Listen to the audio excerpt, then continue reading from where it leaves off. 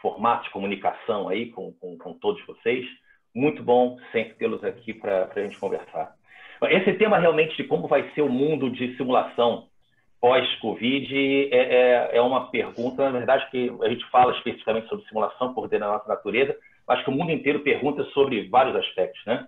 E essa é uma pergunta que realmente vinha aparecendo com bastante incidência aqui, uma sugestão bastante interessante para a gente provocar a conversa. Então, nós resolvemos pensar em um conjunto de pessoas com experiências bastante diversas, né? Temos o professor Malisca, comendador pela UFES, que é pioneiro de simulação na América Latina. Já aqui nas próprias perguntas e respostas, tem pelo menos 2 pessoas aqui já cumprimentando o professor Malisca, que participou da formação deles, etc. Então, realmente, viu passar algumas gerações aí de pessoas que tiveram que conviver com mudanças também drásticas, né?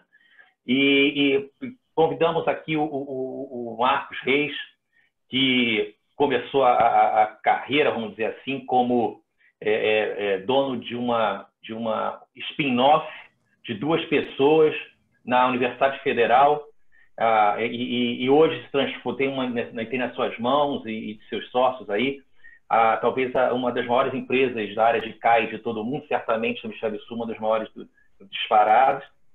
E Gerardo, né? Gerardo Munhoz, que nós convidamos por ser a pessoa que é responsável por ser os olhos e ouvidos da ANSYS para toda a América Latina e México, que significa que hoje ele convive com culturas bastante diferentes. Ele vive nos Estados Unidos, né, Gerardo?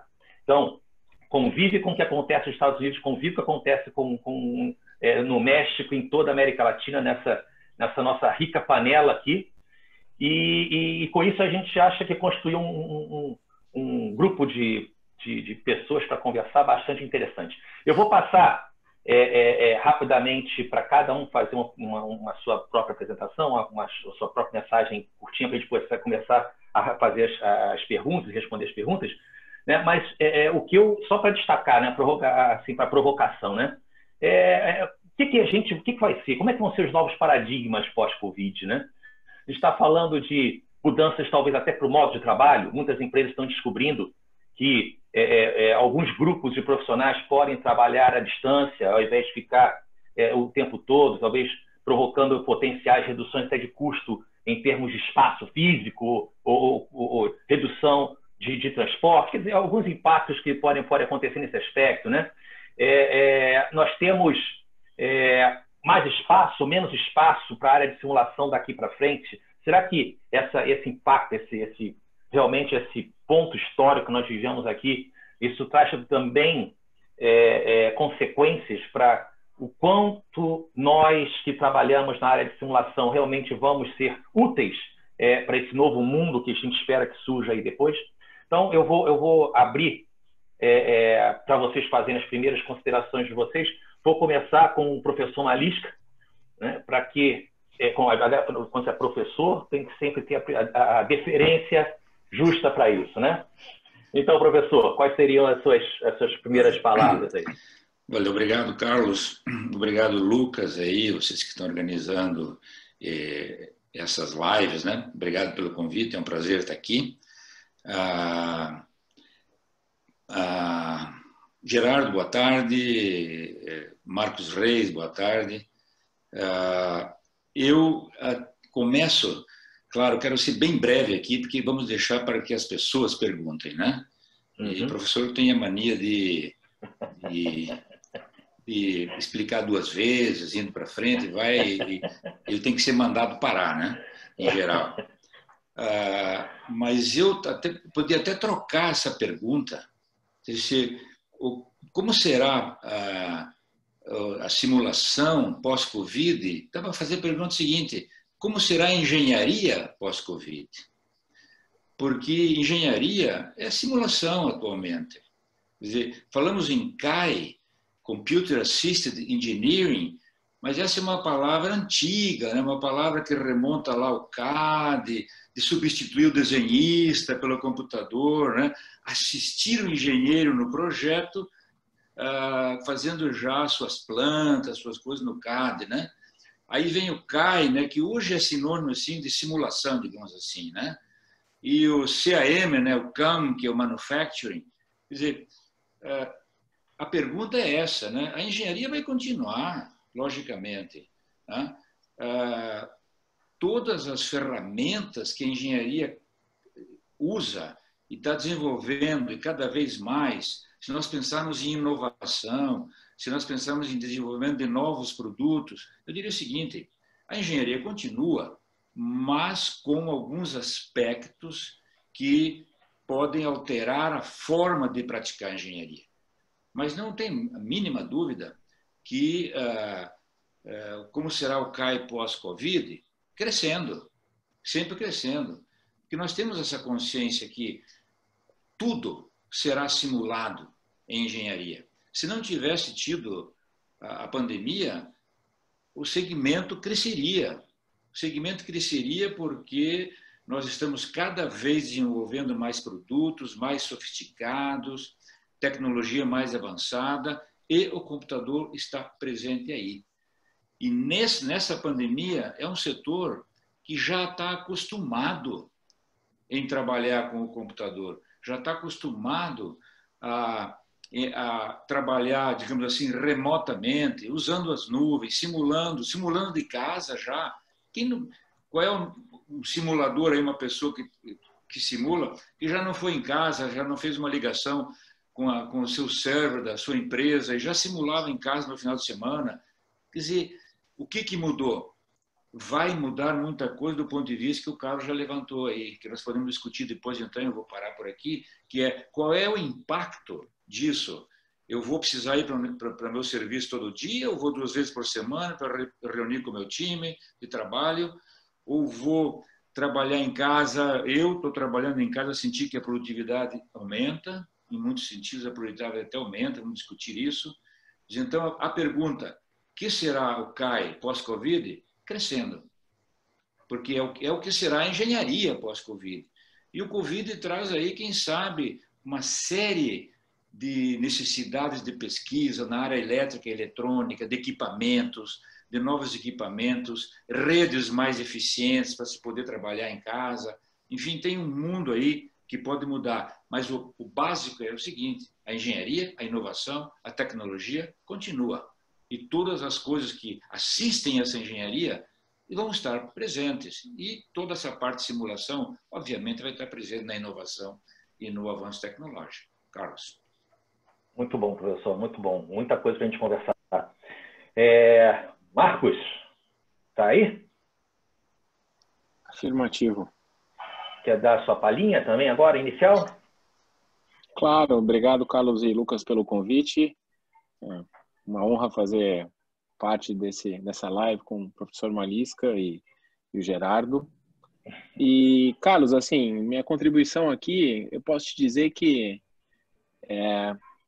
eu acho que talvez nunca foi tão importante. Eu concordo com o professor Malisca e eu até trago dados hoje da atualidade. A gente tem recebido chamadas e ligações e pedidos de clientes que estão hoje, claro, tendo dificuldade de ter acesso às plantas, às fábricas, a todo o equipamento experimental, mas continuam com muito acesso, pode dizer, todo o acesso remoto aos supercomputadores, aos computadores de simulação.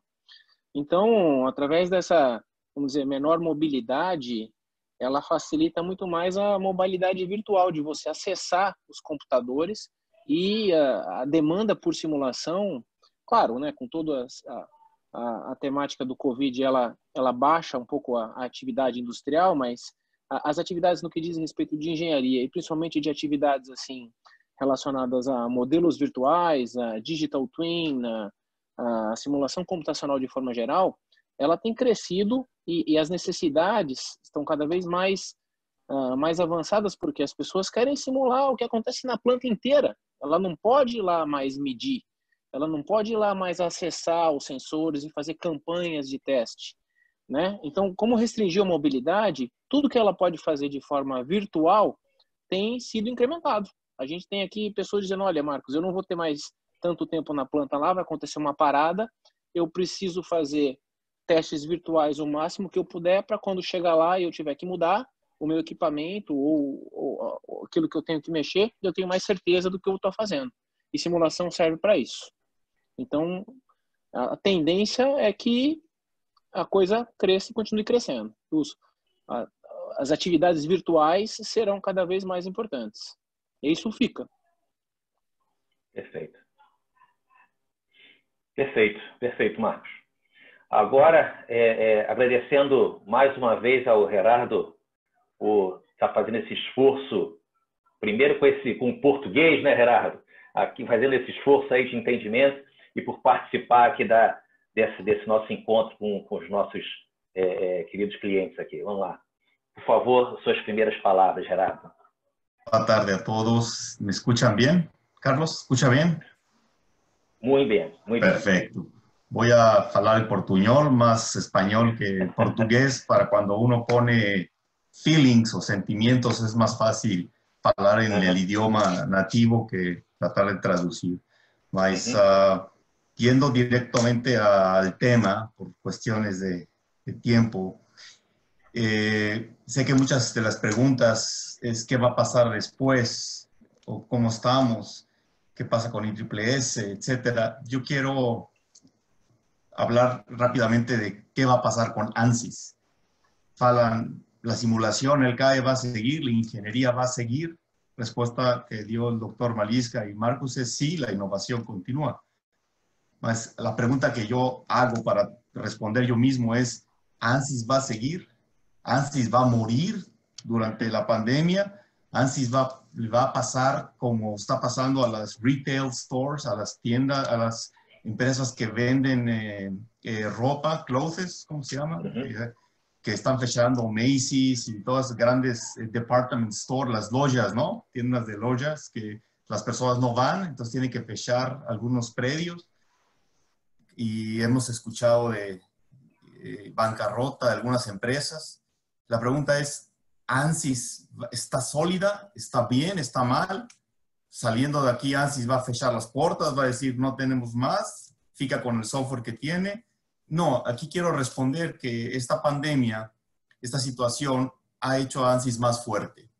Primero, ya muchos vieron que se usó la simulación para analizar los efectos de un estornudo, un sneeze, del uso del tapabocas, de los equipamientos médicos.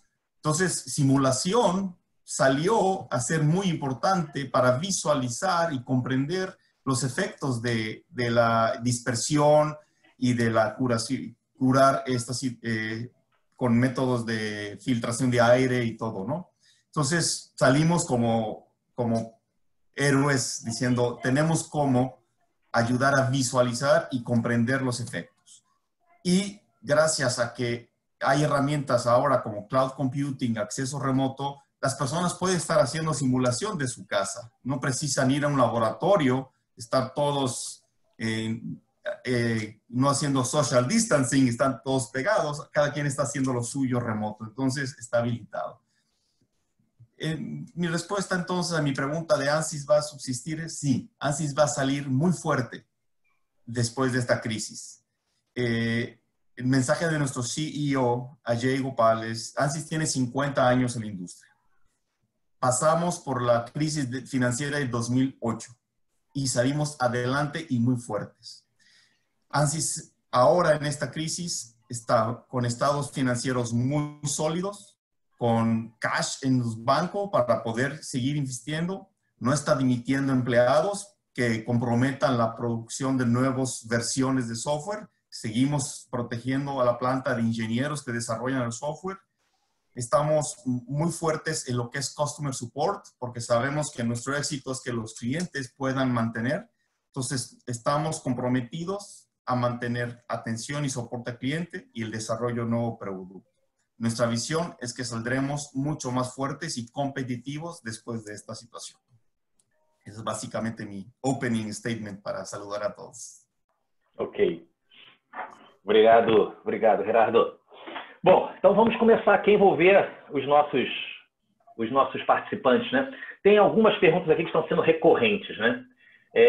Um tema aqui bastante recorrente é como é que como é que será a vida pós-Covid, né, do ponto de vista do mercado de CAI, vai ser principalmente para os novos entrantes aqui, para as pessoas que estão começando a trabalhar, estão começando, que estão completando sua formação, são as pessoas que estão começando a utilizar a CAI, né?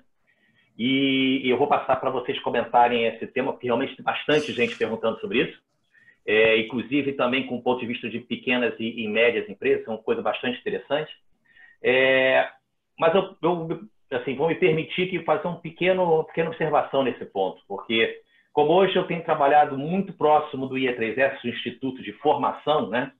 E a gente acabou virando meio que uma referência nessa área na América Latina, eu posso dizer para vocês, e o Lucas está aqui que não me deixa mentir, que todos os dias, mesmo durante esse período que a gente está vivendo, a gente tem recebido consultas sobre profissionais para serem contratados nessa área de CAI. Simplesmente, eu acho que esse fenômeno que aconteceu acabou acelerando o que já ia ser natural. Ou seja, as pessoas começaram forçadamente a perceber que a tecnologia de simulação é absolutamente necessária e essencial. Então, elas estão sendo obrigadas a se mexer, né? Eu não sei como é que vocês têm essa visão. Vamos fazer pela mesma sequência. Professor Clóvis, qual seria a sua visão? E, por favor, à medida que o professor vai comentando, Gerardo, Marcos, se vocês quiserem entrar para dar ideia, não precisa ficar esperando eu dar a licença para vocês falarem, não. Fica à vontade para vocês interagirem aqui, como se fosse uma boa conversa mesmo. Bom, para os novos entrantes, né, quer dizer, aquela recomendação de sempre. Primeiro, é o treinamento, né? Para entrar na área de simulação, eu tenho sido um defensor muito firme nisso, né? Que a gente só consegue simular alguma coisa se a gente entender essa coisa que a gente quer simular. E esse processo que a gente quer simular, esse fenômeno, está sempre baseado na química, na física. Então, nós primeiro precisamos estar bem treinados para simular. Eu não vejo que o problema da Covid venha a atrapalhar novas contratações. Eu acho que, eu vou pegar um gancho aí, eu acho que no Marcos ou no Gerardo que falou, é o seguinte, a área de simulação, ela é, na essência, uma área que é online, que é uma área que usa o computador na empresa, em casa, em todo lugar. A simulação, como eu disse, pode ser feita na nuvem. Então, eu acho que essa pandemia veio acelerar o processo de crescimento disso tudo. E em diferentes aspectos. Primeiro, porque a gente viu aí o pessoal que desenvolve plataformas, vendo suas plataformas caírem, e com problemas de denúncias, de não ser segura, de não conseguir mais do que tantos participantes. Ou seja, houve uma revoluçãozinha aí no setor de desenvolvimento de pacotes de comunicação, com Google, com Zoom, com Skype. Skype agora, eu vi ontem, lançando uma nova modalidade, né, para se comunicar. Então, eu acho que veio para estar provocando, está acelerando o desenvolvimento do CAI, porque a simulação ela é inerentemente vinculada a problemas computacionais e online.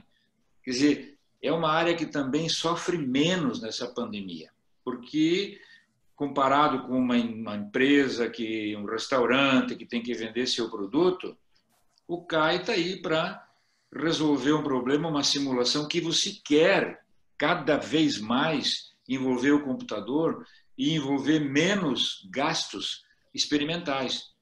Claro que você sempre vai ter que ter o teu produto com uma avaliação final experimental, né? A gente não lança um produto no mercado apenas só baseado na simulação, mas a simulação vai ganhando uma grande parcela de todo esse desenvolvimento para depois você precisar fazer poucas medidas e poucos testes experimentais. Então, eu acho que veio acelerar o desenvolvimento do CAI. Então, para quem está entrando no mercado, eu acho que é um bom momento.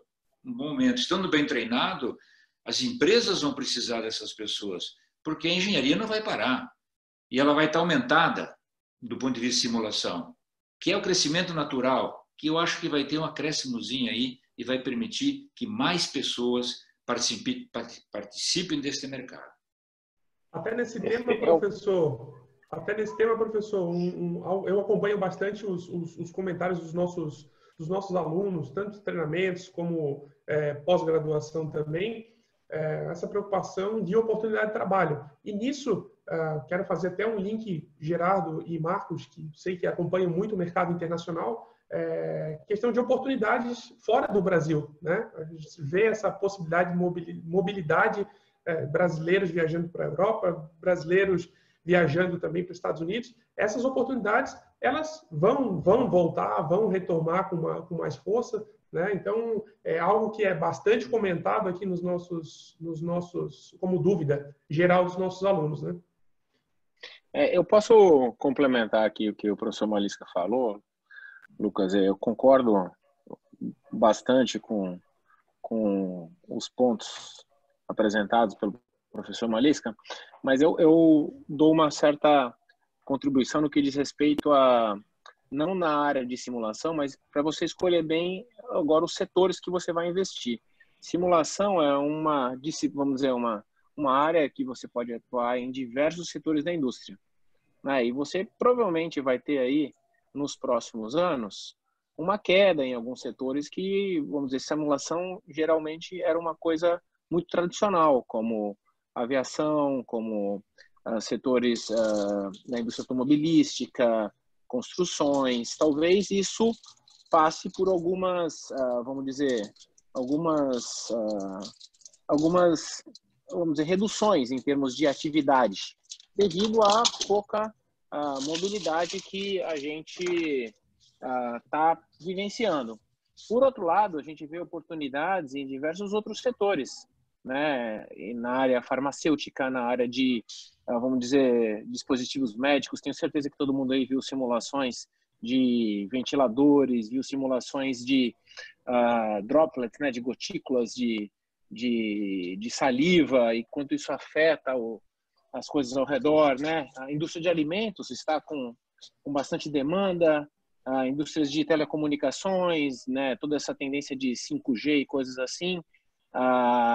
Então, é só escolher bem o setor que, se você está entrando no mercado agora, aonde você vai buscar oportunidades, e aqueles que estão com mais possibilidades de, vamos dizer, saírem bem mais fortalecidos a curto prazo, né, dessa pandemia, e aqueles que possivelmente terão que sofrer um pouquinho mais devido à própria restrição de mobilidade que a gente está vivendo.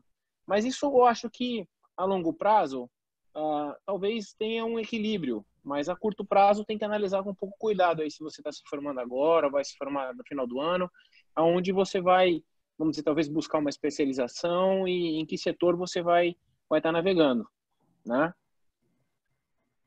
Perfeito, Marcos. Perfeito.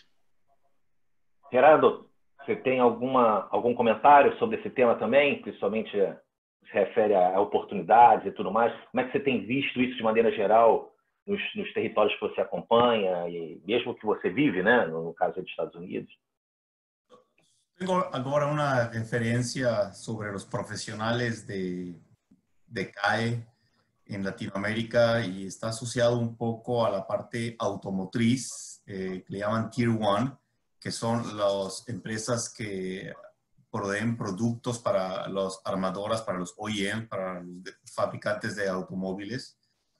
Y los latinoamericanos tienen una cualidad que probablemente en Asia y en Europa no tienen, que ustedes pueden conseguir en Brasil, en México, 3 o 4 fabricantes de diferentes regiones, de Toyota, Ford, BMW, y el haber tenido contacto o haber podido trabajar con estas diferentes empresas, con diferentes metodologías de manufactura, como el Toyota Manufacturing Process y todo, hace que el latino sea mucho más competitivo internacionalmente porque puede trabajar hacia cualquiera de las 3 grandes estándares, digamos.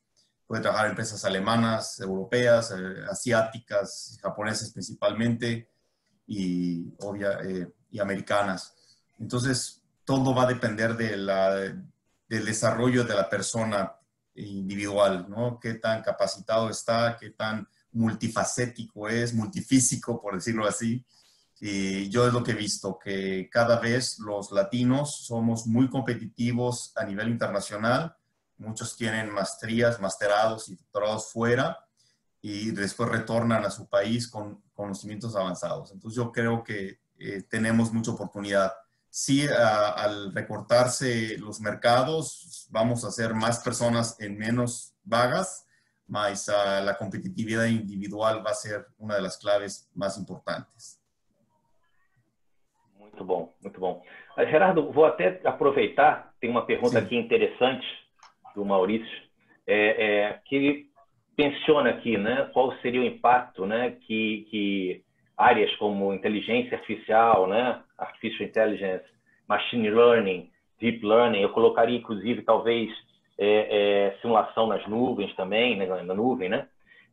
Como é que essas coisas estão influenciando o mercado de simulação, vamos dizer assim, e se isso de alguma forma foi impactado positivo ou negativamente dentro desse contexto aí do Covid, né? Como é que a ANSYS, né, nesse momento está vendo isso acontecer? Não sei se conseguiu entender a pergunta. Sí, comprendo, mas creo que mi respuesta puede ser un poco limitada. Básicamente, puedo hablar que ANSYS continúa con su visión de apoyar estas nuevas macro tendencias mundiales de inteligencia artificial, IoTs, 5G, vehículos autónomos, electrificación. Seguimos fuera de la pandemia. Para ANSYS esto era la guía hacia dónde íbamos, y hicimos adquisiciones de empresas muy importantes para complementar nuestro portafolio y tener cómo ayudar con simulación a todas estas tecnologías avanzadas que dependen mucho más de un portafolio electromagnético, electrónico, que simplemente mecánico. Entonces, justamente hace un mes terminamos una adquisición de una empresa que hace análisis fotónico, ¿no? De Lumérica. Entonces, seguimos apostando en que empresas van a seguir trabajando y los necesitamos ayudar en esa parte. Entonces, la respuesta es, seguimos con nuestro plan, no queremos hacer ningún cambio, estamos apostando, hicimos adquisiciones para apoyar a los clientes, a las empresas que quieran desarrollar productos en esas áreas.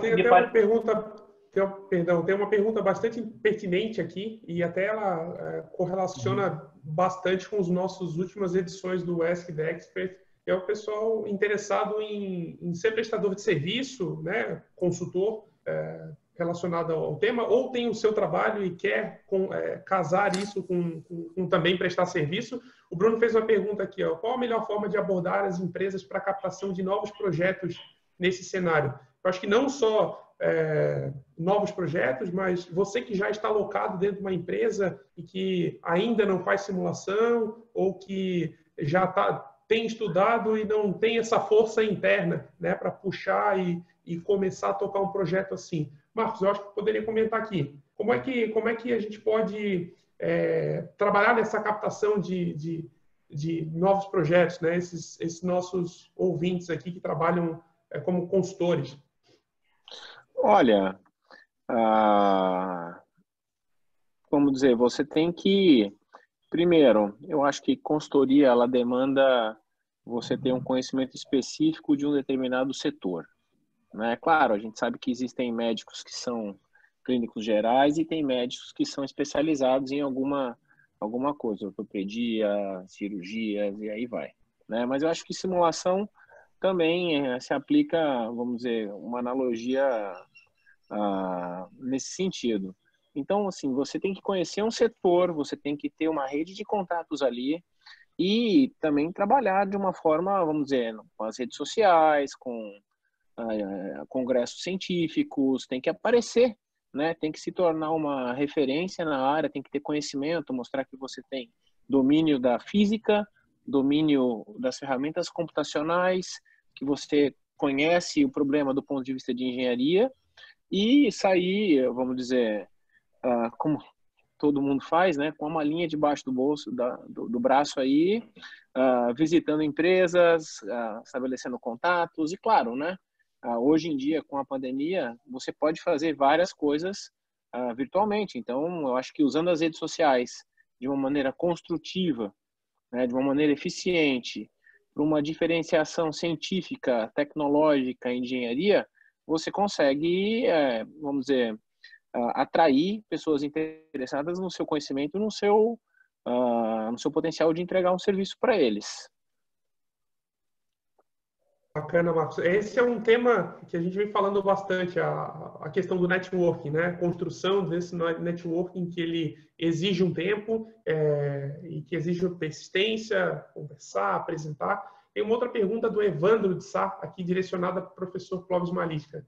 Sobre a ótica do campo de educação, a disciplina de simulação e controle de processo ganhará mais força para as aulas para acontecer na modalidade remota. Professor, como é que o senhor tem visto a parte de ensino com essa transição, esse ganho de força para o ensino online? Olha, eu estou agora, né, terminando 2 cursos. Claro que um deles é favorecido, porque eu tenho todas as aulas de um deles no YouTube, né? Então, é uma coisa que eu faço uma aula, um meeting com os alunos para tirar dúvidas, etc., porque as aulas estão dadas, né?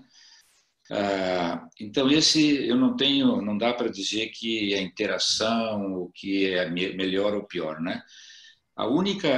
Todos os alunos foram unânimes em me dizer o seguinte, que, logicamente, apenas as aulas gravadas, elas deixam uma lacuna, que é exatamente naquele momento que o aluno gostaria de perguntar para o professor e aumentar o seu conhecimento naquele assunto para poder, com aquilo que está sendo dado, se você está em sala de aula, você pega a resposta do aluno e digamos assim, aumenta o conhecimento do aluno. Se essa aula está gravada, você não consegue fazer isso. Então, digamos assim, para compensar isso, é ter um contato frequente com os alunos para, vamos dizer assim, avançar o conhecimento em cima das aulas que já estão gravadas. Mas um segundo curso que eu estou dando e não tinham aulas gravadas e que eu então fiz através da conversa com os alunos,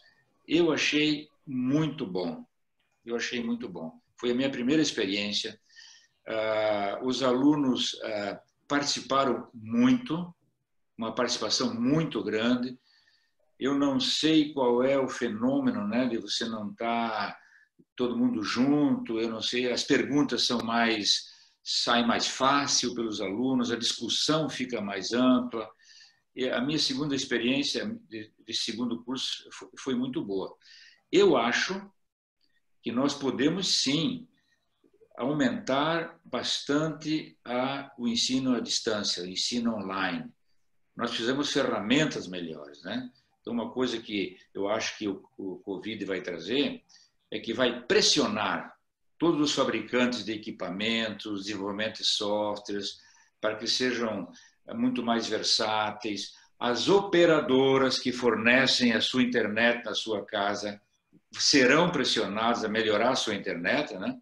Porque muitas vezes você não consegue fazer alguma coisa à distância porque a internet da sua casa não está boa, ou porque a internet da sua casa custa muito cara para ser boa. Então, eu acho que todas as operadoras e os fornecedores de internet vão também sofrer uma pressão aí agora para prover um serviço melhor. Mas, respondendo à pergunta, eu acho que o caminho está traçado. Aulas online, com bons equipamentos, né? Com facilidade de discussão, com boas internets, com boas plataformas, veio para ficar. E, de novo, né, eu digo aqui, parecido com o que eu falei para a engenharia, a gente, o ensino à distância foi criado agora? Claro que não. Está se procurando isso, né, está se fazendo isso há horas. Ensino à distância foi criado só por causa do Covid? Claro que não. A I3S tem uma experiência enorme nessa área de ensino à distância, cursos online. O que o Covid fez? De novo, como fez com a engenharia, vai acelerar. o Covid está acelerando o desenvolvimento de coisas melhores na educação online. Mas a educação online está aí para ficar, se eu conseguir responder. Excelente, professor. Muito bom. Eu estava aqui olhando, né, as perguntas e tudo mais que o pessoal fala, que o pessoal está apresentando para a gente, e tem sempre a grande preocupação sobre realmente essa questão de qual a grande mudança, né, que viria com o Covid. Assim, a mensagem que eu quero deixar aqui, o comentário dos outros, é exatamente isso. Na verdade, o Covid ele vem sendo um grande catalisador, um grande acelerador, mas muitas tendências já vinham acontecendo há algum tempo. Está já desde o começo, final do ano passado, já tinham as novas diretrizes, por exemplo, as universidades, diretrizes que permitem, por exemplo, uma quantidade boa de carga horária a ser feita tudo à distância, e eu não estou falando só de simulação, estou falando de ensino de maneira geral. É claro, com os devidos cuidados para que se continue tendo ensino de laboratório. Eu tenho até uma pergunta aqui falando, poxa, quando é que simulação vai acabar com o laboratório? Nunca. Não vai acabar nunca. Entendeu? O laboratório existe, vai ficar. O laboratório sempre. É uma coisa que eu sempre digo: simulação e laboratório não são competidores, eles são complementares, né? Perfeito. Então, perfeito. Mas simulação vai ser melhor. A simulação número 1, laboratório final. Sempre vai ter a necessidade de ter o seu teste final, né? Antigamente, quando o pessoal fazia os seus crash tests de carro, imagina a quantidade de BMW, de Mercedes, que eles jogavam contra uma parede para ver se os cálculos deles estavam funcionando ou não. Hoje em dia você faz isso 1 ou 2 vezes. E muitas vezes até por obrigação de lei, porque alguns casos tão específicos já está tão estudado, já está tão validado, que talvez para esses casos efetivamente não necessitasse um teste físico final, né? Mas em termos de... Carlos, desculpa a por favor, por favor. Yo creo que la tecnología está pronta para casi ir directo a producción, como usted menciona.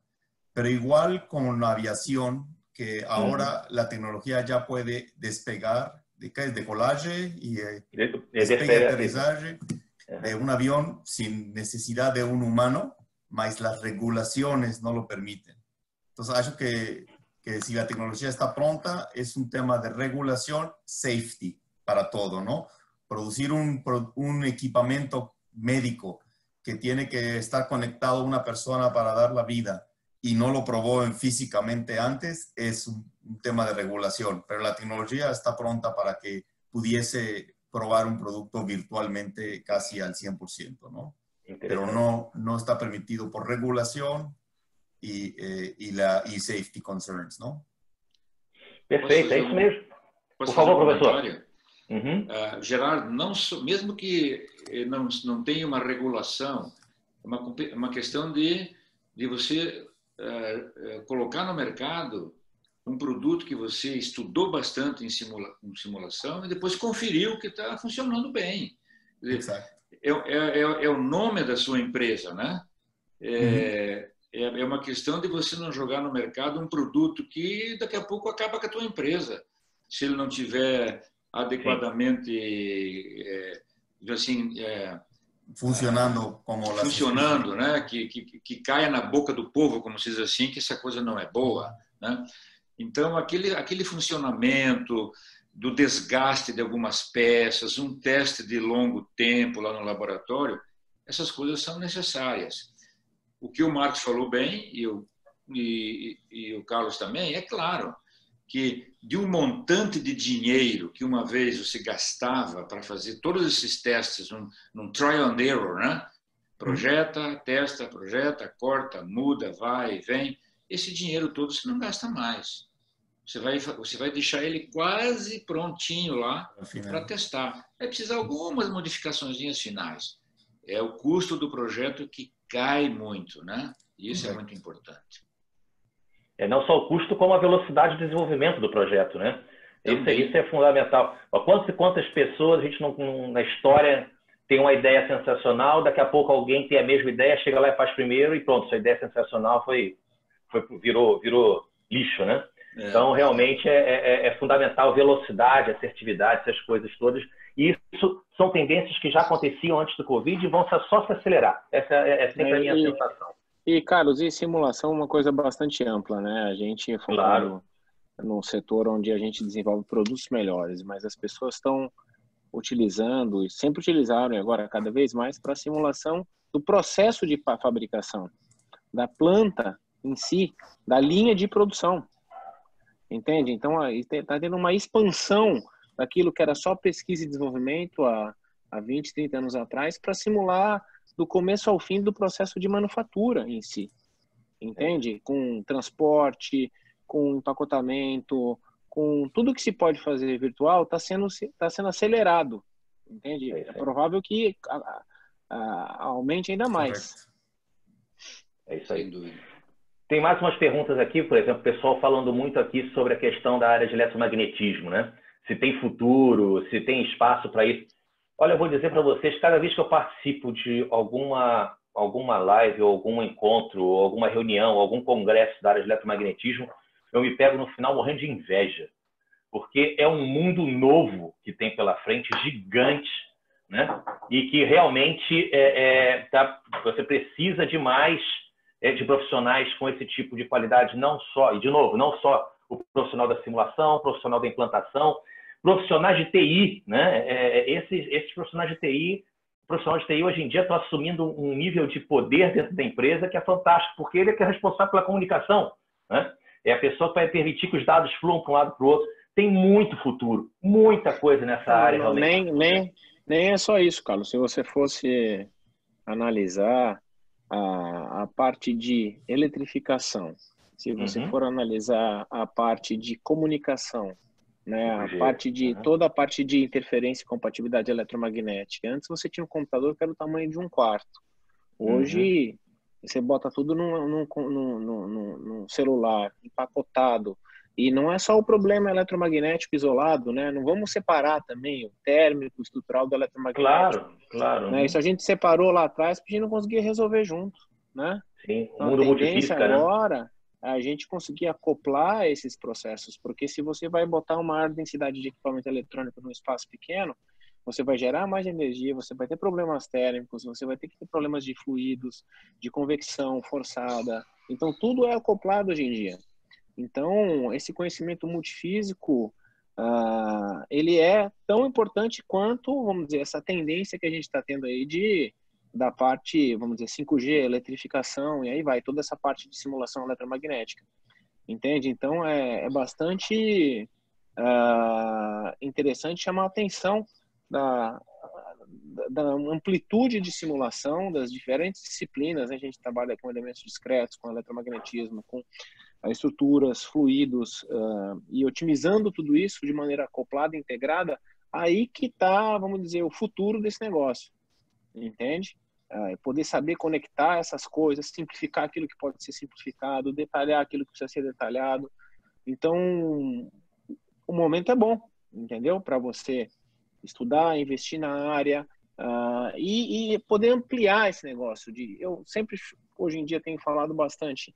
A gente separou as físicas porque é uma forma didática de ensinar. Sim. Né? Mas a gente vê lá na frente que o teu cliente na indústria, ele vai pedir para que seja junto. Você fala, putz, mas e agora?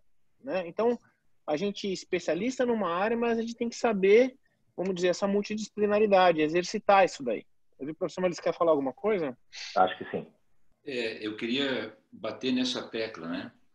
Que você colocou bem, né? O problema de engenharia é o problema de engenharia. Ele não é de mecânica dos sólidos, mecânica dos fluidos, é um problema de engenharia. E o engenheiro tem que ter a capacidade de saber o que ele despreza, o que ele considera, o que ele acopla nesse problema todo, né? Então, talvez aqui como professor, falar para o pessoal que está pensando na simulação e tentar desfazer alguma coisa que a gente escuta, eu escutei muito, acho que isso não se escuta mais, né? Que o que interessa é lá na hora que você vai praticar, na hora que você vai estudar o problema lá da tua empresa, que você vai ficar um bom engenheiro. Na realidade, está tudo compartimentalizado na universidade, né? Você estuda as disciplinas compartimentalizadas, você tem que ter habilidade, o Marx falou, de unir tudo isso. E cada vez mais a gente precisa saber mais física e mais matemática para poder vencer tanto na engenharia, seja ela experimental, mas especialmente nós estamos falando de simulação, você não vai conseguir vencer nessa área e resolver problemas complexos, acoplados, integrados, sem que o background do aluno, da pessoa, seja muito bom. Então, treinamento é fundamental. Não dá para querer dizer, eu vou entrar na área de simulação, eu vou fazer isso, sem que você esteja bem preparado. Que é muito mais um recado de educação e tal, do que realmente mas serve para a engenharia também. Obrigado, professor. Bem posto. Essa tem uma outra linha de perguntas que também aparece bastante em todos os nossos encontros, que são empresas ou pequenas empresas, né, que inclusive tenham eventualmente licença ANSYS aqui e que se envolvem em projetos, exatamente até como o Marcos citou agora, projetos até multifísicos, em que eles não têm o conhecimento total para poder levar esses projetos adiante, de que forma eles poderiam proceder, se haveria apoio da E3S, da ANSYS, etc. E o que eu posso dizer para vocês é o seguinte: a E3S historicamente sempre esteve preparada para ensinar e ajudar, né? Ensinar ser o pessoal a absorver essas tecnologias novas, né? Para que possam efetivamente serem multiplicadores e inclusive terem confiança nas tecnologias para as coisas efetivamente fluírem melhor. Não só por você fazer a tecnologia, mas porque volta e meia você tem que comprar essa tecnologia também, você tem que saber o que você está fazendo, o que você está comprando. Mas também, eventualmente, sim, para os nossos clientes aqui, tanto ANSYS quanto a E3S, sempre tem apoio para a utilização da tecnologia que eles estão adquirindo. Então, a resposta é sim. Tá? A Mariana aqui, por exemplo, foi uma das que se... Carlos, eu diria até um pouco mais. Eu acho que a E3S, ao longo desses 25 anos, né? Esse mês a gente fez 25 anos. Até vamos estar lançando um selo celebrando isso. A gente tem, vamos dizer, uns 1.000 clientes ativos hoje em toda a América Latina. A gente treina no nosso, né, na parte do instituto e na parte acadêmica, 1.000, 2.000 pessoas por ano passam nos nossos cursos online, presenciais e coisas assim. Então, a nossa base de dados e a nossa capacidade de ajudar em termos de networking, de conectar as pessoas é muito grande.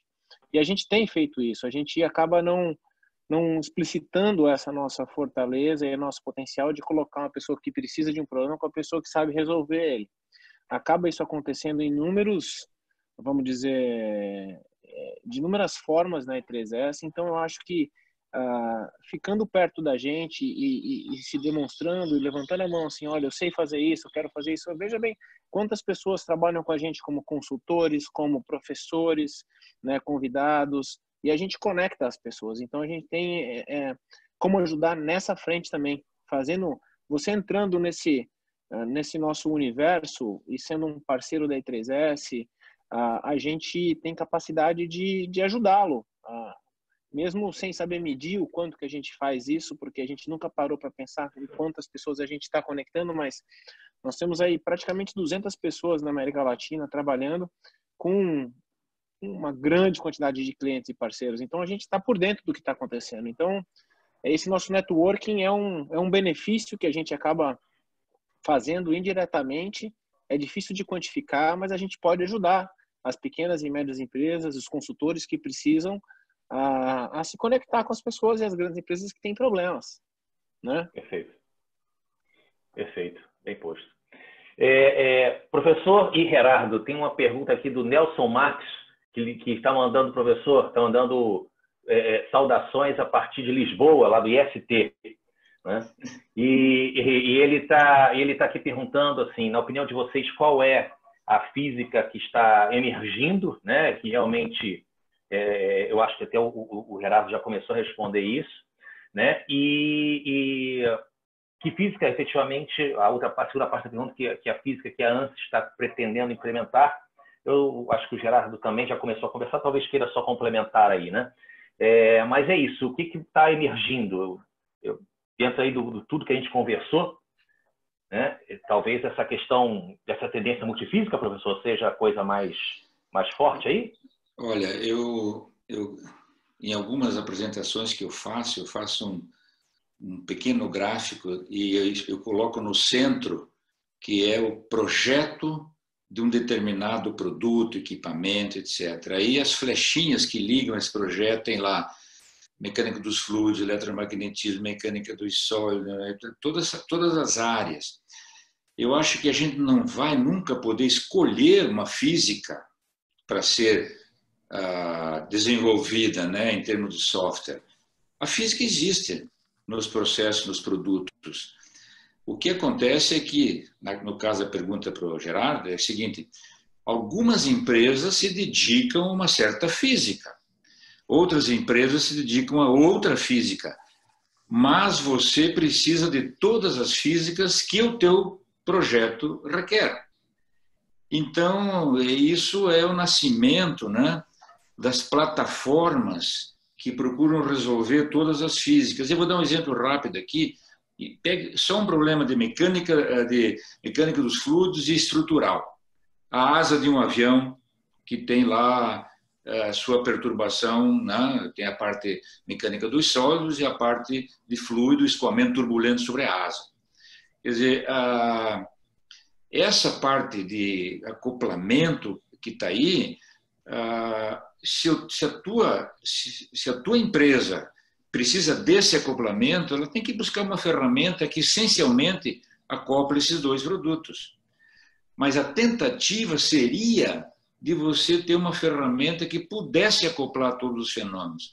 Mas especificamente nesses dois, talvez você tenha que gastar muito tempo de computação em resolvendo um modelo, depois pegando o resultado desse modelo, jogando para o outro modelo. Então, às vezes, você é forçado a resolver de uma forma desacoplada os dois, né? E interagir numa sequência que não envolva muito tempo computacional, porque o tempo de computação para resolver físicas diversas são diversos. Os tempos de computação para se resolver um problema de condução de calor é pequeno comparado com o tempo que você tem para resolver um problema turbulento de mecânica dos fluidos. Então, como integrar tudo isso de tal maneira que a tua ferramenta resolva todos os acoplamentos em conjunto e, ao mesmo tempo, seja de um tempo de computação baixo que não atrapalhe o teu desenvolvimento do teu produto dentro da tua empresa. Quer dizer, então não tem a escolha de uma física. Empresas se dedicam mais a uma certa física, outras a outra física, e eu vejo que a ANSYS, né, tem procurado juntar algumas físicas, né? O Geraldo pode falar sobre isso, né? Que são as ferramentas que você pode resolver aí, físicas que são, digamos assim, que aparecem mais em mais produtos, de tal maneira que você possa acoplá-la com tempos de computação razoáveis. Y doctor Malisca, acho que sí, la visión y la misión de ANSYS está enfocada en multifísica. ANSYS comprende que ya los productos más modernos son productos complejos que precisan análisis multifísico. Como você fala, algunas empresas pueden tener solamente una física mecánica para analizar un producto, pero porque es una pieza de otro producto y va avanzando. El reto que tiene ANSYS y que estamos desarrollando continuamente es la interfase con el usuario, la interfase con el ingeniero que analiza. Como José hablaba, puede analizar mecánicamente acá, pero después tiene que transferir a otra herramienta para el análisis de fluido y luego a otra herramienta para el análisis electromagnético o térmico. El reto de ANSYS es por unificar todo bajo un mismo, como fala, workbench o una misma interfase de usuario, porque el ingeniero puede saber multifísica. Habrá empresas que tengan un ingeniero especialista en mecánica, o un ingeniero especialista en térmico, un especialista electromagnético. Pero el producto es el mismo y tiene que pasar por 3 personas. Puede quedarse en una sola persona si tuviese todo el conocimiento, pero yo lembro que es muy difícil ser experto en todas las físicas. Entonces, nuestro futuro, nuestro plan es crear esa colaboración entre las diferentes áreas, el transferir información de un analista a otro de una manera rápida, congruente, y como usted lo menciona, que el poder de cómputo pueda ser ajustado según el requerimiento. Ese es el objetivo. Creemos en la multifísica. Electrónica está siendo ahorita y muy importante porque todos los dispositivos empiezan a requerir ser conectados. Todos los dispositivos van a tener o una antena para recibir información o transmitir información o un sensor para recibir información, en la mayoría, ¿no? Entonces ya se involucran procesos de electromagnético, térmico, como hablaba Marcus. Entonces sí creo que todas las físicas son importantes en sus momentos. El reto para ANSYS es simplificar la interfase con el usuario y simplificar la colaboración entre diferentes teams. Como ahora lo saben, también los materiales forman una parte importante de la decisión de producción de un producto. ¿Qué tipo de material voy a utilizar? Entonces hay otro expertise más allá que el de ingeniería, que es la ingeniería en materiales, y compartir esa información, la colaboración entre diversos grupos. Ese es, creo que, el futuro de a dónde va simulación para hacerla más accessível e colaboração entre equipes. Já estamos até chegando perto aí do final da nossa live, mas tem uma pergunta aqui que eu achei muito interessante que eu queria lançar para ser último debate nosso aqui, que é a questão de que tecnologias novas, de maneira geral, acabam tendendo a substituir empregos humanos, vamos dizer assim, né? E isso enquanto outras profissões. E se vocês, de alguma forma, enxergam que a tecnologia de simulação como um todo, particularmente CAI, né, se enquadra nesse tipo de tecnologia que vai diminuir a quantidade de empregos disponíveis. Me permitam falar primeiro rapidamente sobre isso, porque eu tenho visto muito isso justamente na área de ensino, né? E a resposta que eu sempre digo para o tipo de tecnologia que a gente está falando, o nível de tecnologia que a gente está falando, que são pessoas lidando com inovação, pessoas lidando com coisas absolutamente novas, né? Ou aprendendo a lidar com manutenção de uma maneira completamente diferente, dentro de conceitos de digital twin, muitas coisas. Na verdade, o que a simulação está trazendo é espaço para novos especialistas. Na verdade, a simulação está trazendo, nesse momento, pelo menos, espaço para novos tipos de profissionais. Como já falei, eu volta e meia falo de engenheiro de CAI, engenheiro de inovação, que são coisas que não existem, na verdade, mas que tem espaço enorme acontecendo. Mas se eu vou fazer menos experimentos, de repente vou precisar de menos técnicos no laboratório. Isso é verdade, mas esses menos técnicos vão estar, na verdade, ao invés de estar fazendo um teste específico, repetitivo, eles vão estar trabalhando em outros tipos de testes para acontecer, que dentro desse mundo de simulação fica cada vez mais rico, né? Então, do ponto de vista do Instituto E3S, que eu posso dizer, essa é a visão, que assim, não é bem assim essa história. O mundo de simulação CAI não é felizmente, né, uma das tecnologias inevitáveis que obrigatoriamente vão fazer desaparecer cargos de trabalho. Qual é a opinião de vocês aí nesse aspecto, Gerardo, o professor Clóvis e Marcos? Quem começa? Quem pergunta, professor? É sempre assim. Adelante, Marcos. Adelante, Marcos. Não, pode começar, professor. Olha, é o seguinte, eu tenho uma grande preocupação com isso. E a minha preocupação com isso é muito mais por causa do nível educacional técnico que nós formamos no Brasil, do que principalmente pela questão da evolução dos robôs e das tecnologias online e da substituição das pessoas. Porque você sempre tem um outro tipo de ocupação que aquela pessoa vai fazer porque aquela atividade deixou de ser feita, mas aquela atividade cria uma outra oportunidade, cria um outro tipo de emprego. E sempre alguma coisa de qualidade, de emprego de qualidade.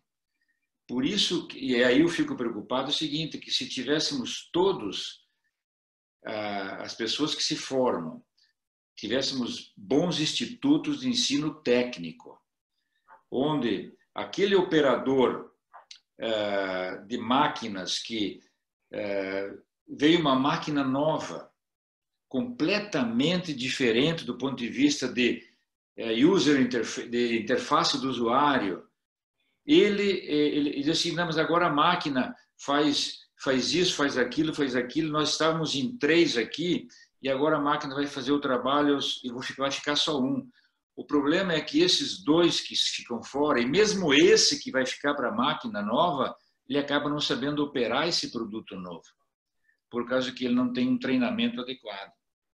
Quer dizer, no Brasil falta um grande, mas um enorme programa de ensino técnico, né? Ensino técnico voltado a conhecer a parte de informática, a parte de física, a parte de química, pessoas que têm que ser treinadas desse tipo para poder assumir outros empregos que aparecerão pela morte de algum emprego que agora um robô ou um software vai fazer. Eu não acho que o problema esteja na substituição. O problema é que sempre as novas áreas geram novas oportunidades. O problema é ter as pessoas preparadas para assumir essa nova oportunidade. Isso é que nós não temos no Brasil. Esse é o nosso problema, eu acho. Eu concordo, professor. Acho que é uma imensa oportunidade aí, Carlos.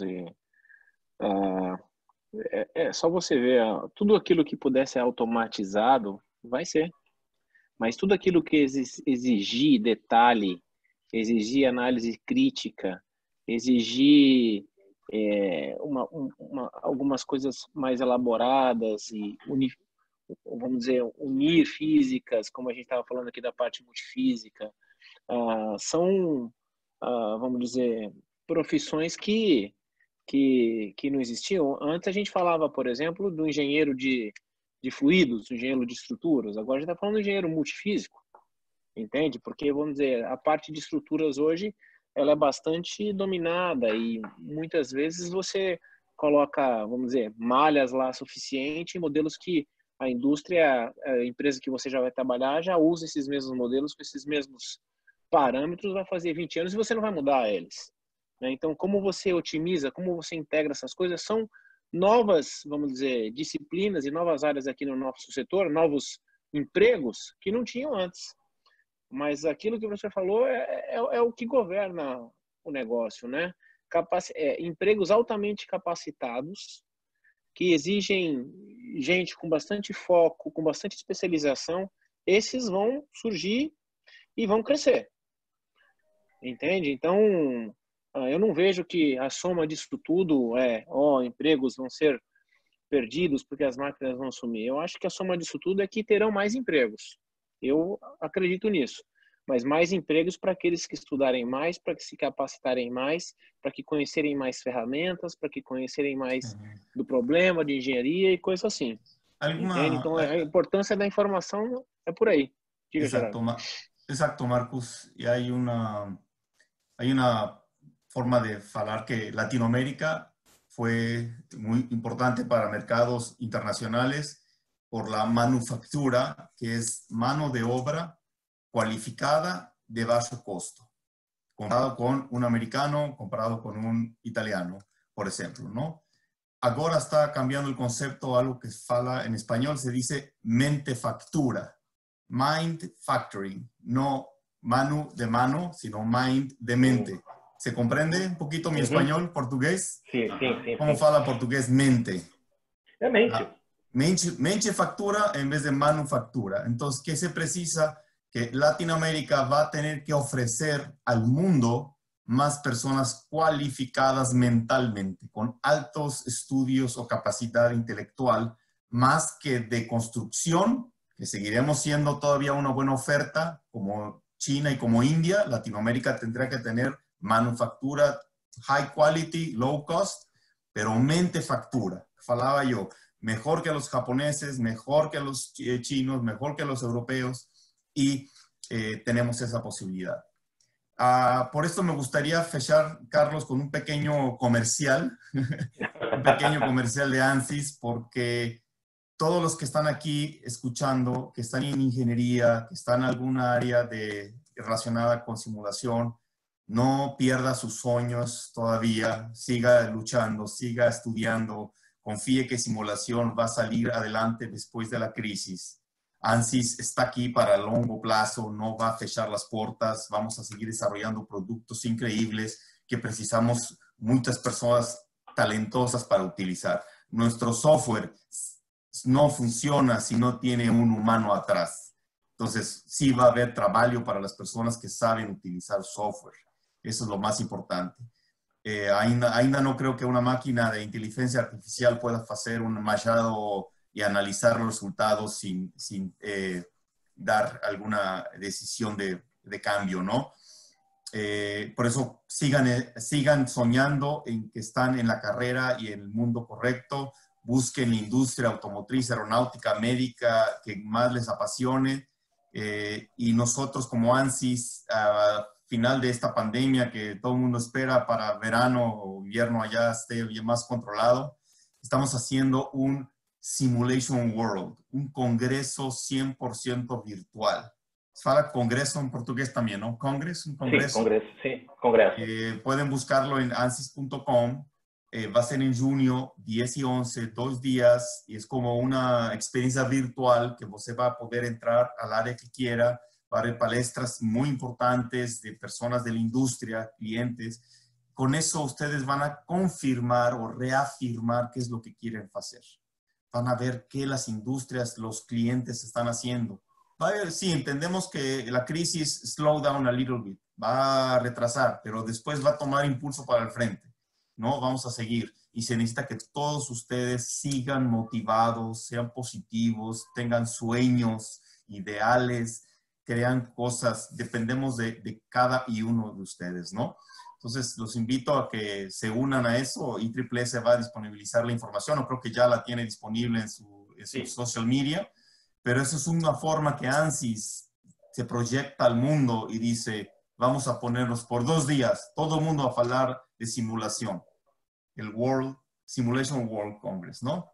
Entonces, yo con ese comercial quiero fechar, pero para reafirmar que estamos comprometidos a que todos los estudiantes, todos los profesores, todas las empresas tienen un futuro en simulación. Algumas palavras finais também, professor Clóvis? Sim, sim. Meu primeiro recado, né? Eu quero dar aí para todos os que estão atendendo a esse evento, né? Tem muitos alunos, muitas pessoas que querendo entrar na área de simulação. Então, eu reafirmo aquilo do começo, né? A área de engenharia só cresce e o Marcos falou, e eu repito, é em todas as áreas, né? Não é em mecânica dos fluidos, transferência de calores, sólidos, todas as áreas de engenharia serão simuladas. Todos os problemas serão. Aqui foi adicionado logística e tudo, mas se você ficar só com a física dos fenômenos, tudo será simulado. Então, é uma questão natural. Simulação não nasceu agora porque veio o computador. Quando você fazia uma continha à mão ali, você estava fazendo simulação. Apenas as ferramentas vão mudando. O computador ficando mais rápido, mais rápido, mais rápido. As tecnologias, as linguagens. Então, é lógico, os simuladores vão aumentando sua capacidade, tudo será simulado. Portanto, eu acho que na área de simulação terá espaço para muita gente boa trabalhar. Por isso, esse é meu recado a todas as pessoas que estão assistindo e tem essa dúvida, pô, será que simulação? Não tem como simulação andar para trás. Porque se simulação andar para trás, é porque morreu a engenharia, pessoal. Quer dizer, nós vamos andar para trás. Quer dizer, simulação só vai para frente. Porque essa é a natureza do aumento das capacidades computacionais, de linguagem e tudo mais. Então, não tem como dizer, simulação, será que é uma área que eu vou trabalhar? Se você gostar de matemática, de física, programar, participar de um time de programação, de desenvolvimento, essa área sempre vai crescer. Esse é o meu recado.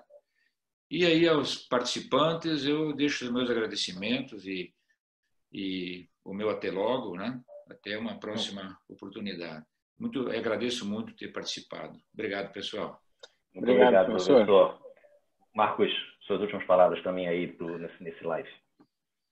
Carlos, obrigado. Agradeço e seguindo o que o professor falou, e trazendo exemplos, né? Acredito que todo mundo aqui viu recentemente resultados que a ANSES publicou, saiu na Globo, saiu na Folha de São Paulo, no Estado, em todas as mídias aí, na internet, resultados de simulação do escoamento ao redor de pessoas correndo, andando de bicicleta, né?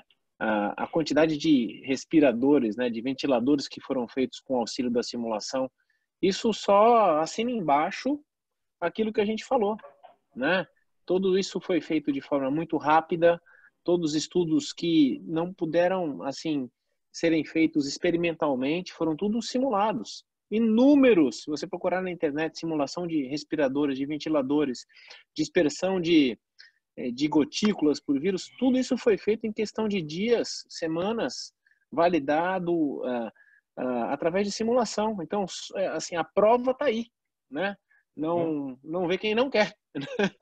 É só acessar. Se você vai ver Covid-19, pandemia, simulação, inúmeros resultados. Então, tá aí, pessoal. É só seguir, tem um pouco de paciência. Às vezes, o momento econômico, principalmente no Brasil, ele chega a nos dar um pouco de medo, né? Principalmente para quem está no setor privado, um pouco de incerteza, mas tenham paciência. Com certeza vai passar e com certeza, bastante certeza, a parte de simulação sai mais forte. Marcos, eu já me despedi, mas deixa eu fazer um comercial que você podia fazer. Eu recebi ontem de uma pessoa que cuida da parte de marketing da engenharia mecânica, me perguntando sobre a I3S, porque ela tinha lido num jornal no estado de Minas, ou não sei o que, de Minas Gerais, ela tinha lido que a Universidade de Oklahoma, Estados Unidos, estava usando um software da I3S para simular problemas do Covid. Sim. Aí eu tô aqui imaginando que é o ROC, que são partículas, junto com o Fluent. Que a Universidade de Oklahoma tem lá os professores estudando e trabalhando com o ROC acoplado ao Fluent, resolvendo problemas do aerosol, do spray do Covid. Né? Sim, nós temos uma parceria com eles no que diz respeito à modelagem, vamos dizer, da absorção, né, vamos dizer, da droga, né, vamos dizer, se você tem asma, se você está inalando alguma coisa, e como isso se deposita em todo o seu sistema, vamos dizer, respiratório, né, nos brônquios, nos pulmões, nos alvéolos. Então, a gente trabalha com eles nisso daí, nessa frente. Obrigado pela propaganda. É isso mesmo, Marcos. É isso mesmo, então, né? É isso mesmo. Eu fiquei supondo, né? Mas é isso mesmo, então, né? Pessoal, eu agradeço muito aos panelistas aqui que puderam participar. Muito obrigado, Gerardo. Muito obrigado, professor, Marcos. Muito bom o debate aqui. Eu agradeço também a todos. Peço desculpas aí por a gente ter esticado um pouquinho mais, mas o debate estava tão bom que eu acho que valia a pena a gente dar essa esticadinha aí. Mas, de qualquer maneira, eu peço desculpas, né?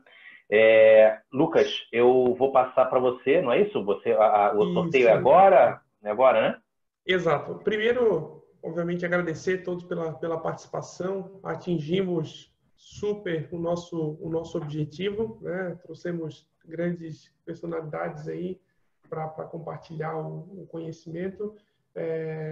Agora nós enviamos uma rápida pesquisa via pop-up na tela dos participantes, se vocês puderem gentilmente responderem.